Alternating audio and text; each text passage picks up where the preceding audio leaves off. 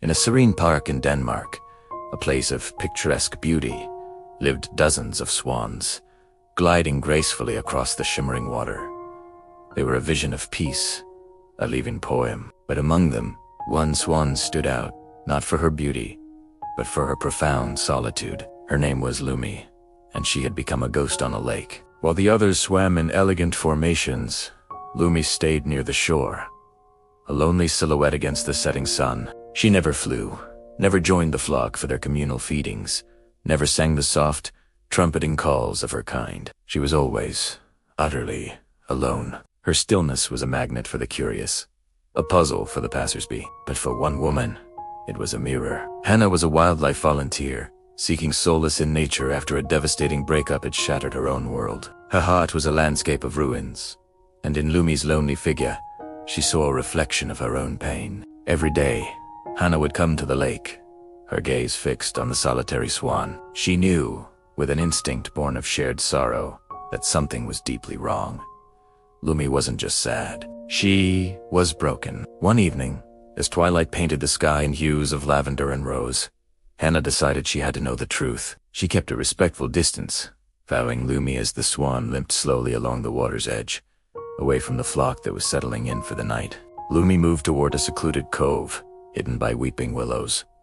And there, in the fading light, Hannah saw it, a sight that made her heart clench with a sudden, sharp pain. Lumi's left wing was twisted at an unnatural angle, feathers askew, the elegant curve of it completely shattered. It wasn't the mark of a fox or some other predator. The wound was too clean, yet too cruel. Hannah had seen injuries like this before, in birds that had collided with man-made objects. But as she pieced together whispered stories from other park visitors, a more horrifying truth emerged. Lumi's wing hadn't been broken in a fight for survival.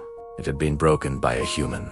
Someone who, in a thoughtless, selfish moment, had tried to grab the beautiful swan to force her into a selfie. A moment of vanity for a photo had cost Lumi her ability to fly, her place in the flock, her entire world. The injury had made her an outcast. Swans are creatures of grace and strength, and a flightless swan is a liability. The flock, governed by the harsh laws of nature, now shunned her. They saw her as weak, a burden. But the deepest cut, the one that truly broke her spirit, came from the one she loved most. Her mate, the partner she had chosen for life, had abandoned her. He had flown to the opposite side of the lake, his powerful wings carrying him away from her brokenness. He had found a new partner, a healthy, whole swan, leaving Lumi to face her fate alone. Watching from the shadows, Hannah wrapped her arms around herself, a chill running through her that had nothing to do with the evening air. The story felt painfully familiar.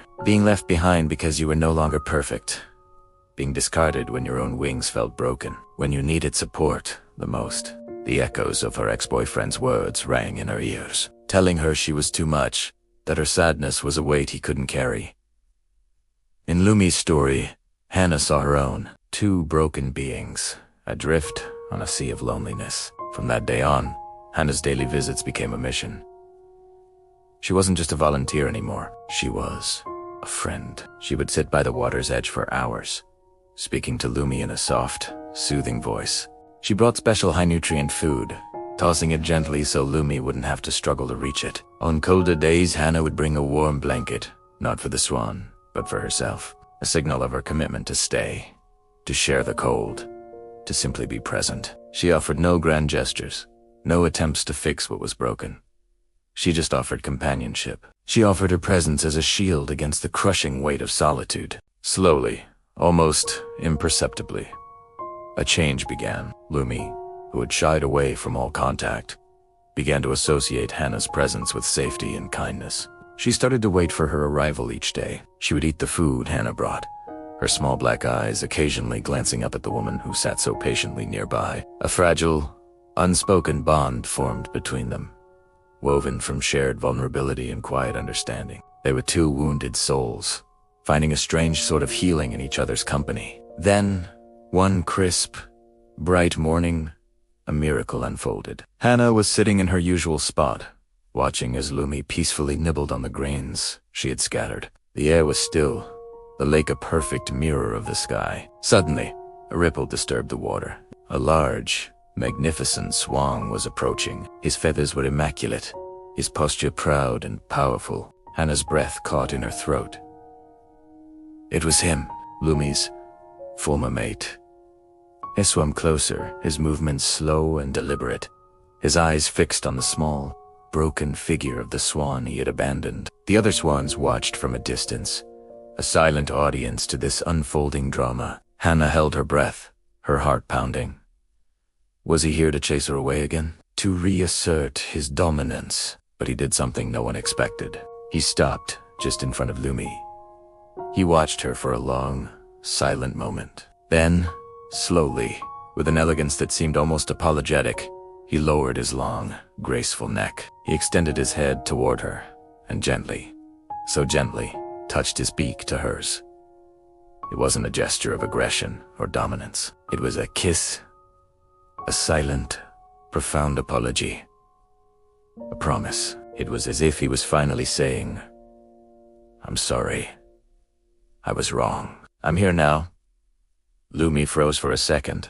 Then she responded. For the first time in so many months, she didn't cower or retreat.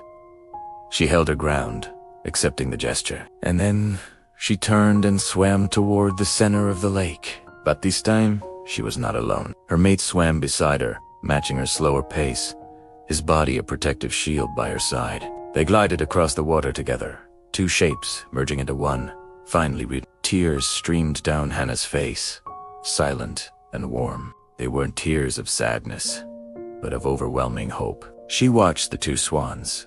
A broken wing no longer a barrier to love, a past mistake no longer at the end of the story. If T's small, fragile swan, betrayed and broken, could find her way back to love, could be seen as worthy and whole, even with her scars, then maybe, just maybe, so could she. In that moment, Hannah understood something profound. A broken heart, a broken wing, a broken spirit isn't the end. Sometimes, it's the beginning. It's the place where true healing starts, where we learn what real love looks like. It's not about perfection. It's about presence. It's about staying when things get hard. If a broken-winged swan still deserves love, still deserves a second chance, then what on earth is stopping us from believing that we deserve it too? Our scars don't make us unlovable. They are a testament to the fact that we have survived. And survival is the most beautiful and worthy thing of all. Thank you for watching. If this story touched your heart, please like, share, and subscribe for more content that celebrates hope and healing.